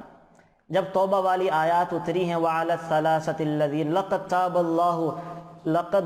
اللَّهُ عَلَى النَّبِيِّ، یہ آیات اللہ تعالیٰ نے اتار دی ہیں، لَقَدْ تَابَ اللَّهُ عَلَى النَّبِيِّ وَالْمُهَاجِرِينَ وَالْأَنصَارِ الَّذِينَ اتَّبَعُوهُ فِي سَاعَةِ الْعُسْرَةِ مِنْ بَعْدِ مَا كَادَ يَزِيغُ قُلُوبُ فَرِيقٍ مِّنْهُمْ ثُمَّ تَابَ عَلَيْهِمْ إِنَّهُ بِهِمْ رَءُوفٌ رَحِيمٌ۔ یہ رات کے حصے میں اتری ہیں تو حضرت ام سلمہ اس وقت وہاں موجود تھیں، انہوں نے عرض کیا یا رسول اللہ صلی اللہ علیہ وسلم، اگر اجازت ہو تو کعب بن مالک کو اس کی خبر پہنچا دی جائے۔ آپ نے فرمایا ایسا نہ ہو ابھی لوگوں کا ہجوم ہو جائے، رات کی نیند مشکل ہو جائے گی۔ کعب بن مالک فرماتے ہیں 50ویں رات کی صبح تھی، صبح میں اپنے گھر کی چھت پہ بیٹھا ہوا تھا، اور حالت وہ تھی جس کا ذکر اللہ نے قرآن میں کیا ہے کہ مجھ پر میری جان اور زمین باوجود وسعت کے تنگ ہو چکی تھی۔ اچانک میں نے سیلا کی پہاڑ سے کسی چلانے والی آدمی کی آواز سنی، جو آوازیں بلند کہہ رہا تھا اے کعب تمہیں خوشخبری ہو، اے کعب تمہیں بشارت ہو۔ محمد بن عمر کی روایت میں یہ بلند آواز سے کہنے والے ابو بکر تھے۔ ابو بکر صدیق نے پہاڑ پہ چڑھ کے زور سے آوازیں لگائیں اے کعب تجھے خوشخبری ہو، مبارک ہو۔ تو حضرت کعب کو خوشخبری سنانے کے لیے بھی 2 آدمی دوڑ پڑے، اور ان 2 لوگوں نے جو خوشخبری سنائی ہے، حضرت کعب فرماتے ہیں کہ میں نے جو کچھ کپڑے پہنے ہوئے تھے اتار کر بطور خوشخبری کے انہیں دے دیے، اور کعب فرماتے ہیں یہ آواز سن کر میں سجدے میں گر گیا اور انتہائی خوشی کے مارے رونے لگا۔ مجھے معلوم ہو گیا اب اللہ نے آسانی اتار دی ہے۔ رسول اللہ صلی اللہ علیہ وسلم نے صبح کی نماز کے بعد صحابہ کرام کو ہماری توبہ قبول ہونے کی خبر دی۔ ان سب طرف سے ہم تینوں کو مبارکبادیں ملنے لگیں۔ بعض لوگ گھوڑے پر سوار ہو کر پہنچے، بعض جو ہے وہ پہاڑوں سے آوازیں دینے لگے۔ کعب بن مالک کہتے ہیں میں رسول اللہ صلی اللہ علیہ وسلم کی خدمت میں حاضری کے لیے نکلا تو لوگ جوک در جوک مجھے مبارکباد دینے کے لیے آ رہے تھے۔ کعب فرماتے ہیں کہ میں مسجد نبی میں داخل ہوا تو دیکھا رسول اللہ صلی اللہ علیہ وسلم تشریف فرما ہیں، آپ کے ارد گرد صحابہ کرام کا مجمع ہے۔ مجھے دیکھ کر سب سے پہلے طلحہ بن عبید اللہ کھڑے ہوئے، میری طرف لپکے، مجھ سے مصافحہ کر کے قبول توبہ پر مبارکباد دی۔ طلحہ کا یہ احسان میں کبھی نہیں بھولتا، جب میں نے رسول اللہ کو سلام کیا تو آپ کا چہرہ خوشی سے کھل اٹھا۔ آپ نے فرمایا اے کعب تجھے خوشخبری ہو، تمہیں جب سے تیری ماں نے جنا ہے آج کا دن تیرے لیے سب سے مبارکباد اور برکت والا دن ہے۔ میں نے عرض کیا یا رسول اللہ صلی اللہ علیہ وسلم، یہ حکم آپ کی طرف سے یا اللہ کی طرف سے ہے؟ یہ توبہ کا حکم آپ کی طرف سے ہے یا اللہ کی طرف سے؟ آپ نے فرمایا نہیں، یہ حکم اللہ کا ہے، تم نے سچ بولا، اللہ تعالیٰ نے تمہاری سچائی کو ظاہر فرما دیا۔ جب میں آپ علیہ الصلوۃ والسلام کے سامنے بیٹھا تو عرض کیا یا رسول اللہ، میری توبہ یہ ہے کہ میں اپنے سب مال و متاع سے نکل جاؤں، سب کا سب اللہ کے راستے میں صدقہ کر دوں۔ اب یہ کہہ رہے ہیں صحابی کہ میری توبہ کی شکل یہ ہے کہ میں اپنا سارا سرمایہ جو میرے پاس ہے اللہ کی راہ میں صدقہ کر دوں۔ آپ نے فرمایا نہیں، کچھ مال اپنی ضرورت کے لیے رہنے دو، یہ بہتر ہے۔ میں نے عرض کیا کہ اچھا آدھا مال صدقہ کر دوں؟ آپ نے اس سے بھی انکار فرمایا۔ میں نے پھر 1/3 مال کی اجازت مانگی تو آپ نے اسے قبول فرما لیا۔ میں نے عرض کیا یا رسول اللہ، مجھے اللہ نے سچ بولنے کی وجہ سے نجات دی ہے، اس لیے میں وعدہ کرتا ہوں جب تک میں زندہ رہوں گا کبھی سچ کے سوا کوئی کلمہ نہیں بولوں گا۔ پھر فرمایا جب سے میں نے رسول اللہ صلی اللہ علیہ وسلم سے سچ بولنے کا وعدہ کیا تھا، الحمدللہ آج تک کوئی کلمہ جھوٹ میری زبان پر نہیں آیا، کوئی جھوٹی بات میری زبان پر نہیں آئی، اور مجھے امید ہے اللہ تعالیٰ باقی زندگی بھی مجھے اس سے محفوظ رکھیں گے۔ کہا فرماتے خدا کی قسم اسلام کے بعد اس سے بڑی نعمت مجھے نہیں ملی کہ میں نے رسول اللہ صلی اللہ علیہ وسلم کے سامنے سچ بولا، جھوٹ سے پرہیز کیا، کیونکہ اگر میں جھوٹ بولتا تو اسی طرح ہلاکت میں پڑ جاتا جس طرح دوسرے جھوٹی قسمیں کھانے والے ہلاکت میں پڑ گئے، جن کے بارے میں قرآن کریم نے پھر آیتیں اتاری۔ تو بہرحال یہ ایک تفصیلی قصہ تھا جو میں نے آپ کو یہ اللہ تعالیٰ نے قرآن کریم کے اندر سنایا اور بتایا ہے۔ اس قصے کے کچھ فوائد ہیں وہ میں آپ کو یہاں پہ ذکر کر دوں۔ اور اللہ تعالیٰ نے دنیا میں توبہ کی شکلیں رکھی ہیں، توبہ کی شکلیں رکھی ہیں، عجیب توبہ لوگ کرتے ہیں، اور اللہ تعالیٰ بھی توبہ کرنے والوں کی بڑی قدردانی کرتے ہیں۔ اللہ تعالیٰ اصل میں ہم یہ کہتے ہیں کہ آخرت میں دیکھا جائے گا، جو ہوگا وہاں دیکھ لیں گے، وہاں کوئی نہیں دیکھ سکتا ہے۔ ہم سے تو دنیا کی آگ بھی برداشت نہیں ہوتی، حشر کی آگ، قبر کی آگ، جہنم کی آگ بالکل برداشت نہیں ہو سکتی۔ اللہ تعالیٰ نے جو جہنم کے اندر آگ جلائی ہے نا، دنیا کی آگ کو 70 مرتبہ ٹھنڈا کیا گیا ہے۔ روایات میں آتا ہے یہ جہنم کی آگ، حشر کی آگ اتنی سخت ہے، اگر انسان کو اس آگ میں سے نکال کے دنیا کی آگ میں ڈال دیا جائے تو انسان مزے سے بستر لگا کر سو جائے، انسان مزے سے بستر لگا کر سو جائے۔ ہم اپنا سب کچھ بعد میں نہیں ہوگا، دیکھتے نہیں ہیں، جوانی میں صحت ہوتی ہے، بڑھاپے میں جا کے جب بیماری لگ جائے تو پھر صحت کا زمانہ یاد آتا ہے، جوانی کا زمانہ یاد آتا ہے، پھر وہ بڑھاپے میں تھوڑا سر درد بھی ساری رات نہیں سونے دیتا، ساری رات کی نیندیں چین غارت ہو جاتا ہے۔ تو کل کی پریشانیاں وہ بہت خطرناک ہیں، آج ہی اپنے معاملات کو صاف کر لینا چاہیے۔ صحابہ کے اندر یہی خوبی تھی، اگر گناہ ہو جاتا فوراً توبہ تائب ہو کر اپنے گناہوں سے پاک صاف ہو جایا کرتے تھے کہ ہم اللہ کا مقابلہ نہیں کر سکتے، ہم اللہ کو جواب نہیں دے سکتے، ہم جہنم کی آگ برداشت نہیں کر سکتے، ہم جہنم کا ایندھن نہیں بن سکتے۔ ان کی یہ خوبیاں تھیں۔ اس سے آپ کو میں چلے ایک واقعہ سنا دوں۔ ایک صحابیہ تھی قبیلہ غامدیہ کی، ان سے گناہ کا ارتکاب ہو گیا، بدکاری ہوئی، تو بدکاری کے بعد پیٹ میں اور بچہ بھی آ گیا۔ اب رسول اللہ صلی اللہ علیہ وسلم کے پاس آئی ہیں، یا رسول اللہ صلی اللہ علیہ وسلم مجھے پاک کر دیں، مجھے پاک کر دیں۔ آپ علیہ الصلوۃ والسلام نے پوچھا کیا ہوا؟ کہ مجھ سے بدکاری ہو گئی اور یہ ایک اولاد بھی پیٹ میں پل رہی ہے۔ آپ علیہ الصلوۃ والسلام نے چہرہ انور کو پھیر لیا، وہ دوسری طرف سے آ گئی، یا آپ علیہ الصلوۃ والسلام معاف کرنا چاہ رہے تھے کہ یہ واپس چلی جائیں، کسی طریقے سے سزا سے بچ جائیں، وہ دوسری طرف آ گئی، دوسری طرف آ گئی، یا رسول اللہ صلی اللہ علیہ وسلم مجھے پاک کر دیں، میں جہنم کی آگ برداشت نہیں کر سکتی، میں اللہ کو جواب نہیں دے سکتی، مجھے دنیا میں پاک کر دیں۔ حضور نے پھر چہرہ انور کو پھیر لیا، وہ پھر سامنے سے آ گئی، پھر 4 دفعہ آئیں تو آپ علیہ الصلوۃ والسلام نے فرمایا اچھا اولاد کو پیدا کر کے آنا، پھر تمہارا فیصلہ سنایا جائے گا۔ اب دوست ہم تو 2 منٹ میں اپنی سب کیے کرائے پہ پانی پھیر دیتے ہیں، گناہ کیا 5 منٹ کے بعد بھول جاتے ہیں کہ یہ گناہ بھی ہے۔ یہ خاتون یہ 9 ماہ تک بچے کو پیٹ میں پال کے اس کو پیدا کر کے پھر آ گئیں۔ یا رسول اللہ صلی اللہ علیہ وسلم اب مجھ پر شرعی سزا نافذ کریں، مجھے کوڑے لگائیں۔ حالانکہ 9 مہینوں میں تو انسان سب کچھ بھول بھال جاتا ہے، لیکن یہ عجیب صحابیاں تھیں کہ کچھ بھی نہیں بھولیں اور اللہ سے اپنا معاملہ دنیا میں صاف کروانا چاہ رہی تھی۔ یا رسول اللہ مجھے کوڑے لگائیں۔ آپ علیہ الصلوۃ والسلام نے فرمایا اس بچے کو پہلے کھلانے پلانے کے قابل کر دو پھر آنا۔ 2 سال کی اور مہلت دی۔ اب دیکھیں 2 سال میں تو انسان ویسے روز توبہ کر کر کے اللہ سے اپنی معافی منگوا لیتا ہے اور بھلوا دیتا ہے، اور وہ اس کے زخم ختم ہو جاتے ہیں، مٹ جاتے ہیں۔ 2 سال کے بعد وہ خاتون پھر آئیں۔ یا رسول اللہ صلی اللہ علیہ وسلم یہ بچہ ہے، اس کے ہاتھ میں نوالا ہے اور یہ کھانا پینا خود سے شروع ہو گیا، خود سے شروع ہو گیا۔ آپ علیہ الصلوۃ والسلام نے صحابہ سے کہا کہ گڑھا کھود کے اس کو سزا دی جائے۔ بچہ لے لیا گیا، اس خاتون کو گڑھے میں ڈال کے جب پتھر مارے جا رہے تھے، کیونکہ شادی شدہ کوئی گناہ کا ارتکاب کرے تو شرعی سزا اس کو سنگسار کیا جائے گا، پتھر مار مار کے ہلاک کر دیا جائے گا۔ تو ان کو جو ہے جب پتھر مار مار کے سنگسار کیا جانے لگا تو ان کے خون کے کچھ چھینٹے وہ ایک صحابی پر گر پڑے۔ تو صحابی نے ذرا برا کلمہ کہا کہ یہ کیسے بدبودار گندے خون کے قطرے ہیں۔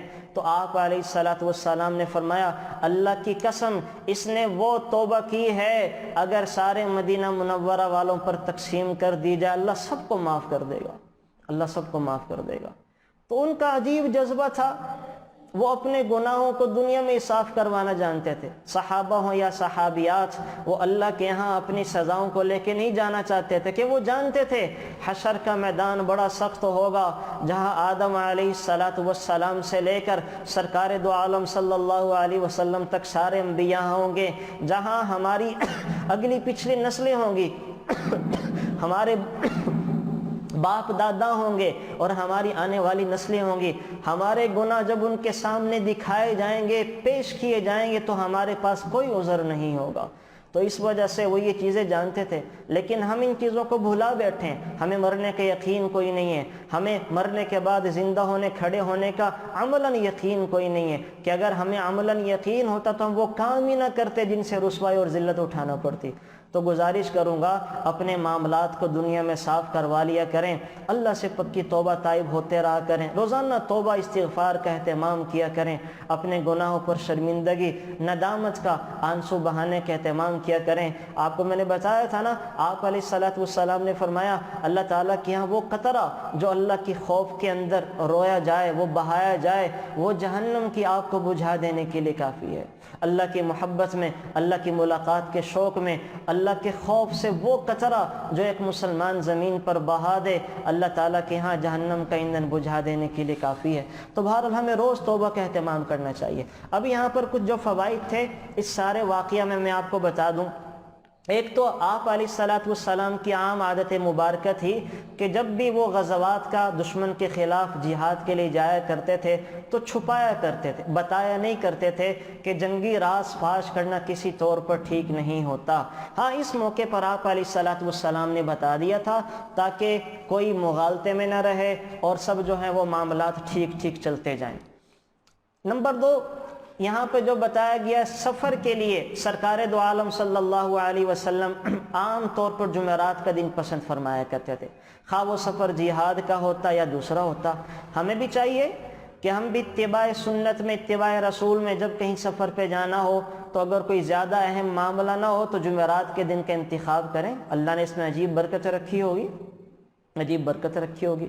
نمبر 3، انسان کو چاہیے اپنے بزرگ، اپنے مرشد، استاد، باپ کو راضی کرنے کے لیے جھوٹ نہ بولے، کہ اپنے بڑوں سے جھوٹ بولنے کا انجام اچھا نہیں ہوتا، کسی نہ کسی طرح سے ان کو پتہ چل جاتا ہے، اور جب پتہ چل جائے تو اس کا انجام پھر بہت برا ہوتا ہے، اس کی نحوستیں بہت بری ہوتی ہیں۔ تو اس چیز سے ہمیں پرہیز کرنا چاہیے کہ اپنے بڑوں سے جن سے ہمیں اصلاح کی امید اور توقع، جھوٹ نہیں بولنا چاہیے۔ اس واقعہ سے یہ بھی پتہ چلا کسی گناہ کی سزا میں مسلمان کے بڑوں کو یہ حق ہے کہ اس شخص سے سلام اور کلام، قطع تعلقی کا حکم دے دیں۔ اگر کسی کو گناہ چھڑوانے کے لیے اس سے سوشل بائیکاٹ کر لیا جائے تو یہ بھی کسی نہ کسی حد کے اندر جائز ہے۔ کسی نہ کسی حد کے اندر جائز ہے۔ تو بہرحال یہاں پر حضرت کعب بن مالک کے گہرے دوست قتادہ کا واقعہ دیکھیں کہ کعب بن مالک اپنے دوست قتادہ کو سلام کر رہے ہیں، لیکن وہ سلام کا جواب نہیں دے رہے، کلام کر رہے ہیں، کلام نہیں کر رہے۔ اور ظاہر ہے یہ کسی دشمنی کی وجہ سے نہیں تھا، نہ کسی مخالفت کی وجہ سے تھا، یہ تو بس رسول اللہ صلی اللہ علیہ وسلم کی اتباع میں تھا کہ میرے نبی نے جب کلام سے سلام سے منع کر دیا ہے، اب میں اپنے دوست سے بھی سلام اور کلام نہیں کروں گا۔ کتنی محبت تھی اور کتنا آپ علیہ الصلوۃ والسلام کا صحابہ میں اتباع تھا۔ حضرت کعب کے پاس جب پھر غسان کے بادشاہ کا خط آیا اور تندور میں ڈال دیا، تو ان صحابہ کی حضور کے ساتھ دلی وابستگی دیکھیں۔ اگر خدا نہ خواستہ کچے ایمان والا کوئی ہوتا تو وہ تو واپس چلا جاتا غسان کے بادشاہ کے پاس اور کہتا کہ ہاں آپ ہمیں مراعات دیں، ہمارے نبی نے ہمیں چھوڑ دیا ہے۔ اور بادشاہ نے آفر بھی کروائی تھی، جو چاہے مرضی لے لو تمہیں دوں گا، جو چاہے مانگو عطا کروں گا۔ لیکن حضور کی محبت میں سزا کو برداشت کرنا گوارا کیا، لیکن اللہ کے دشمنوں کی طرف نہیں گئے، ہے نا۔ اور پھر یہاں پہ آپ دیکھیں کہ قبول توبہ نازل ہونے کے بعد ابوبکر صدیق اور عمر فاروق نے کعب بن مالک کو کس طرح خوشخبریاں دی ہیں، اور سلام کلام سے جو پرہیز تھے اب وہی جو ہیں آ کر ان سے گلے لگا رہے ہیں۔ یہ سب کیا تھا؟ یہ محبت تھی کہ چھوڑنا بھی اللہ کے لیے اور اپنانا بھی اللہ کے لیے۔ اس کو کہتے ہیں الحب للہ والبغض فی اللہ۔ اللہ کے لیے کسی سے محبت کرنا، اللہ کے لیے چھوڑ دینا۔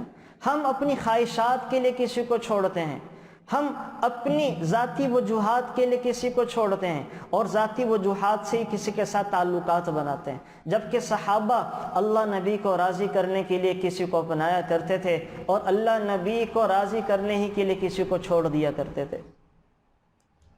اور یہاں پر پھر صحابہ کرام جب توبہ قبول ہوئی ہے تو سارے صحابہ کرام خوشخبریاں دینے کے لیے آگے، تو پتہ چلا کہ خوشی کے موقع پر اپنے دوستوں کو مبارکباد دینا یہ آپ علیہ الصلوۃ والسلام کی سنت ہے۔ پھر یہاں پر ہمیں ایک حکم یہ بھی پتہ چلا کہ کسی گناہ سے توبہ کے وقت مال کا صدقہ کرنا گناہ کے اثر کو زائل کرنے کے لیے بہتر ہے، مگر تمام مال صدقہ خیرات نہیں کر دینا چاہیے۔ 1/3 مال سے زائد صدقہ کرنا حضور نے پسند نہیں فرمایا۔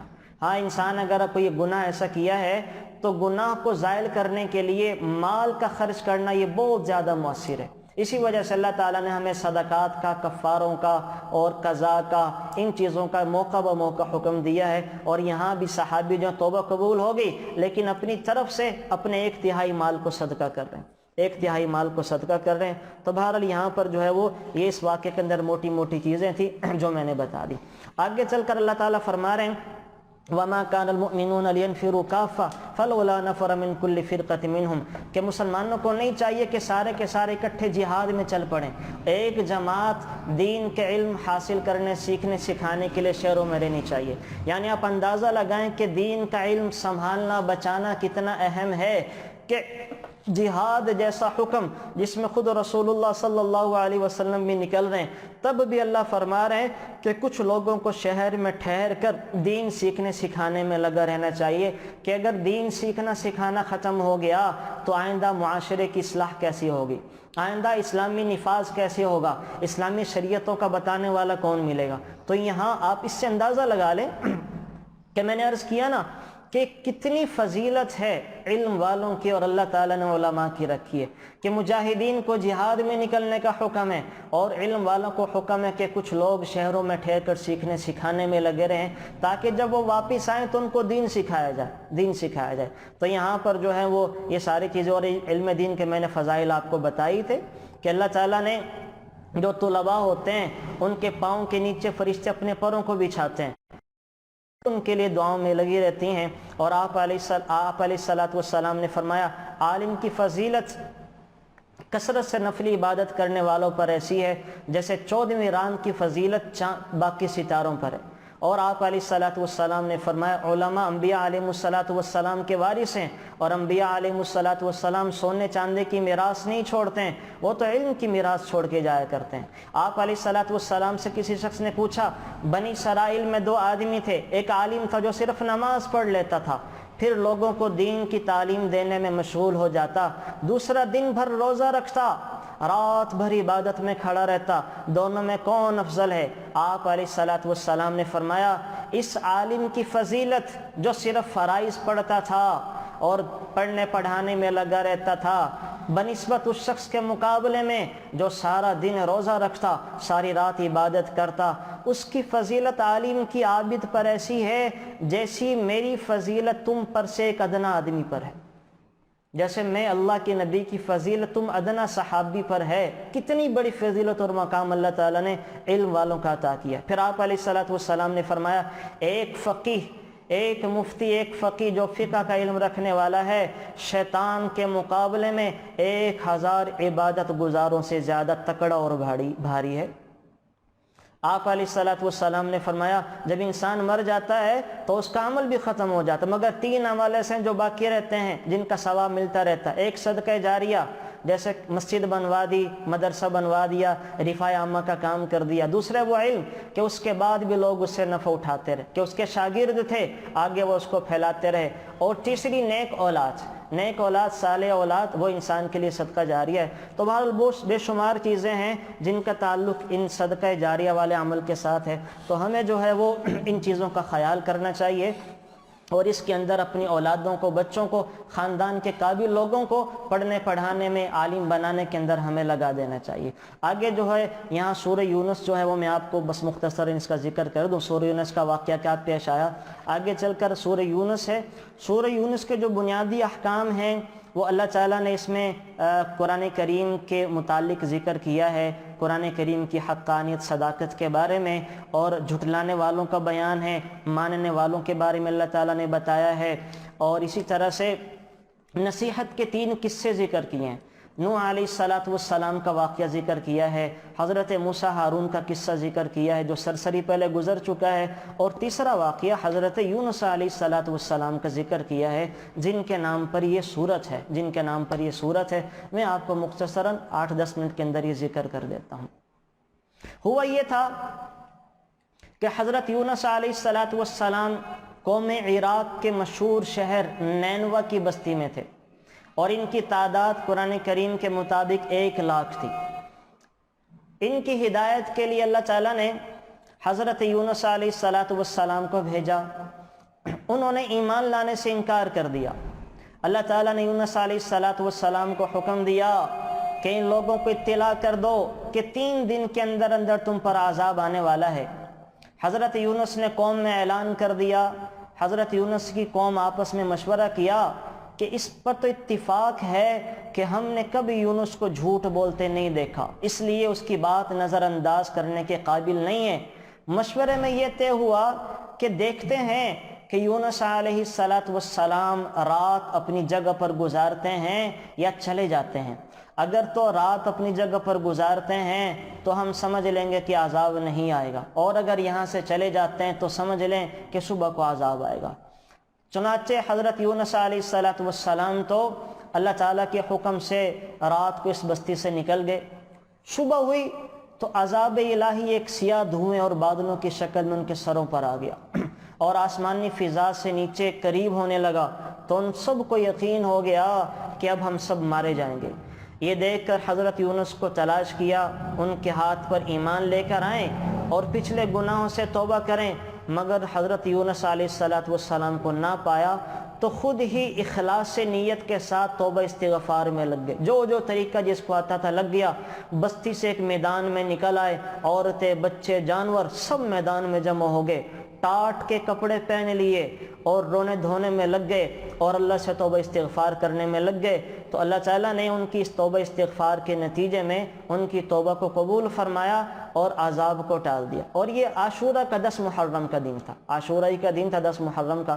ادھر حضرت یونس علیہ الصلوۃ والسلام بستی سے باہر اس انتظار میں تھے کہ اب قوم پر عذاب نازل ہوگا۔ انہیں قوم کی توبہ استغفار کا نہیں پتہ تھا۔ جب عذاب ٹل گیا تو ان کو فکر ہوئی کہ اب لوگ مجھے جھوٹا قرار دیں گے، کیونکہ میں نے تو اعلان کیا تھا کہ 3 دن کے اندر اندر عذاب آئے گا، اور اس قوم کے اندر یہ قانون تھا کہ جس شخص کا جھوٹ پکڑا جاتا وہ اپنے کلام پر کوئی شہادت بھی نہ پیش کر پاتا، اس کو قتل کر دیا جاتا تھا۔ اب حضرت یونس علیہ السلام کے ذہن میں یہ بات ہوئی کہ عذاب نہیں آیا، حالانکہ میں نے کہا تھا عذاب آئے گا، تو میری قوم کے لوگ تو مجھے جھوٹا قرار دے کے قتل کر دیں گے، حالانکہ انبیاء علیہ السلام تو معصوم ہوتے ہیں ہر گناہ سے، مگر انسانی فطرت اور طبیعت تو اللہ نے ہر ایک میں رکھی ہے، انسان تھے وہ، ان کے اندر بھی انسانی فیلنگز تھی۔ تو یونس علیہ السلام کو تب ہی ملال ہوا کہ میں نے اللہ تعالیٰ کے حکم کے مطابق اعلان کیا، لیکن اب میں اعلان میں جھوٹا قرار پاؤں گا تو اپنی جگہ کس منہ سے واپس جاؤں، قوم کے لوگ تو میری گردن کاٹ دیں گے۔ تو اسی رنج اور غم کی پریشانی کے عالم میں انہوں نے اس شہر سے نکلنے کا ارادہ کیا، یہاں تک کہ یہاں سے بحر روم کے کنارے پہنچے، وہاں ایک کشتی پر سوار ہوئے ہیں، لوگوں نے یونس علیہ السلام کو پہچان لیا اور بغیر کرائے کے کشتی پر سوار کر لیا۔ اب جب کشتی دریا کے بیچ میں پہنچی ہے تو اچانک رک گئی، نہ آگے جاتی ہے نہ پیچھے کو آتی ہے۔ کشتی والوں نے اعلان کیا کہ اس کشتی کو اللہ کی طرف سے یہ حکم ہے کہ جب اس پر کوئی گناہگار ظالم بیٹھے گا یا کوئی بھاگا ہوا غلام سوار ہوگا تو یہ کشتی خود بخود رک جاتی ہے۔ اس بس کشتی میں کوئی بھاگا ہوا غلام ہے یا کوئی گنہگار ہے، جب تک وہ کشتی میں کشتی نہیں چلے گی وہ نکل جائے۔ حضرت یونس علیہ السلام بول اٹھے کہ وہ بھاگا ہوا غلام گنہگار میں ہوں کہ میں اب ان کو خیال بھی آ گیا کہ وہ غلام بھاگا ہوا اللہ کی طرف سے مجھے اجازت نہیں آئی تھی اور میں وہاں قوم سے نکل گیا اپنے بشری تقاضا طبی ملال کی وجہ سے، تو وہ میں ہوں۔ تو قوم والوں نے کہا کہ آپ نہیں ہو سکتے، آپ تو بہت نیک آدمی ہیں۔ تو حضرت یونس نے کہا کہ مجھے دریا میں گرا دو، کشتی سے گرا دو، کہا نہیں آپ نہیں ہو سکتے، تو بار بار کہا کہ میں ہی ہوں۔ کہا اچھا قرہ ڈال لیں، جتنی دفعہ قرہ ڈالا گیا ہر دفعہ قرہ میں حضرت یونس کا نام نکلتا، ہر دفعہ قرہ میں حضرت یونس کا نام نکلتا۔ تو آخر کار یونس علیہ السلام وہ دریا میں کود گئے۔ ادھر اللہ تعالیٰ کے یہ خاص پیغمبر تھے، دوسری طرف اللہ تعالیٰ نے، چونکہ یہ پیغمبر تھے اللہ کے نبی تھے، تو اللہ تعالیٰ نے ان کو آزمائش کی بھٹیوں سے گزارنا تھا، اور اللہ تعالیٰ نے جب ان کا نام قرہ میں بار بار ڈلوایا تو وہاں ایک بہت بڑی مچھلی کو حکم دے دیا جو یہ کشتی کے کنارے منہ پھیلائے ہوئے بیٹھی ہوئی تھی۔ یہ دریا میں گرے ہیں تو اللہ تعالیٰ نے مچھلی کو کہا کہ یونس کو اپنے پیٹ کے اندر بطور حفاظت جگہ دے دی جائے، یہ تمہاری خوراک نہیں ہے، یہ تمہارے پاس امانت ہے، یہ تمہارے پاس امانت ہے۔ یونس علیہ السلام جو مچھلی کے پیٹ میں رہے اور مچھلی نے یونس علیہ السلام کو لے کر یہ 40 دن تک دریاؤں کی سمندروں کی تہہ کے اندر پھرتی رہی، دور دراز کے ان کو سفر کراتی رہی، اور جناب جو ہے وہ پھر یونس علیہ السلام کو اللہ تعالیٰ نے یہ دعا سکھائی، لا الہ الا انت سبحانک انی کنت من الظالمین، جسے ہم آیت کریمہ کہتے ہیں، یا اللہ لا الہ الا انت سبحانک، یا اللہ ہر عیب سے تو ہی پاک ہے، تیرے سوا ہر کسی کے اندر عیب ہی عیب ہیں، ہر عیب سے تو بس تیری ہی ذات پاک ہے۔ انی کنت من الظالمین، یا اللہ میں تو ظلم کرنے والوں میں سے ہو گیا، میں ظلم کرنے والوں میں سے ہو گیا۔ یونس علیہ السلام نے اس دعا کا اہتمام کیا، تو پھر اللہ تعالیٰ نے 40 دن گزرنے کے بعد مچھلی کو حکم دیا کہ وہ ان کو دریا کے سمندر کے کنارے چھوڑ دے۔ مچھلی کے پیٹ میں رہنے کی وجہ سے چونکہ اس کا مچھلی کا معدہ بہت زیادہ ہیٹ اپ ہوتا ہے، تو حضرت یونس کے جسم کے اوپر کوئی بال باقی نہیں رہا، اور تو سارے بال جسم کے جھڑ چکے تھے۔ اللہ تعالیٰ نے پھر جب ان کو دریا سمندر کے کنارے چھوڑا گیا، ایک کدو کی بیل وہاں اگوا دی جس کے پتوں کے سائے میں حضرت یونس رہنے لگے، اور ایک جنگلی بکری کو بھیج دیا جو ان کو دودھ پلایا کرتی تھی۔ اس طرح سے اللہ تعالیٰ نے حضرت یونس علیہ السلام کی توبہ قبول فرمائی۔ اب آپ یہاں پہ اندازہ لگائیں کہ یہ تو نبی تھے، بس اللہ کی مرضی کے خلاف صرف شہر چھوڑ دیا، شہر چھوڑا تو اللہ تعالیٰ نے ان کے اوپر آزمائش ڈال دی، اور اللہ تعالیٰ نے ناراضگی کا اظہار کیا۔ تو اللہ تعالیٰ جو ہے وہ آزمائشوں میں ڈال دیتے ہیں، یہ ہمیں سکھانے کے لیے۔ آپ کو میں نے پہلے بھی کہا تھا کہ اللہ تعالیٰ یہ اپنا کائنات کا نظام قیامت تک انسانوں کو سمجھانے بتانے کے لیے ہمارے ساتھ یہ کیا ہے، ہمیں سکھانے بتانے کے لیے ہمارے ساتھ اللہ تعالیٰ نے یہ کیا ہے کہ بعض کام انبیاء سے کروائے ہیں اور بعض کام صحابہ سے کروائے ہیں۔ تو جو ہم یہ چیزیں پڑھتے ہیں ہمارے ذہن میں کبھی بھی یہ نہ جائے کہ صحابہ نے یہ غلطیاں کر دیں، انبیاء نے یہ غلطیاں کر دیں، یاد رکھے کی نہیں، اللہ نے کروائی ہیں۔ تربیت کے لیے، ہمیں بتانے کے لیے۔ ان سب کے ساتھ اللہ تعالیٰ نے جنتی ہونے کا وعدہ فرما لیا، وَكُلًّا وَعَدَ اللَّهُ الْحُسْنَى، دنیا میں وہ سرٹیفکیٹ دے دیا ان کو جو جنت میں جانے کے بعد جنت والوں کو دیا جائے گا، جنت میں جانے کے بعد جنت والوں کو دیا جائے گا۔ تو بہرحال یہ جو وہ سورہ 11ویں پارے کا جو خلاصہ تھا اور اس کے اندر جو اہم چیزیں تھیں وہ میں نے آپ کے سامنے ذکر کر دی ہیں۔ اللہ تعالیٰ سے دعا کریں اللہ تعالیٰ ہم ان سب باتوں پر عمل کی توفیق عطا فرمائے۔ اللہ تعالیٰ ہمارے اندر جو نفاق کی علامتیں ہیں اللہ ان کو دور فرمائے، اور جو ایمان کی علامتیں ہیں اللہ تعالیٰ ہمارے اندر وہ کامل ایمان کی علامتیں پیدا فرما دے۔ Thanks for watching. Please subscribe, like, share Mufti Sufyan.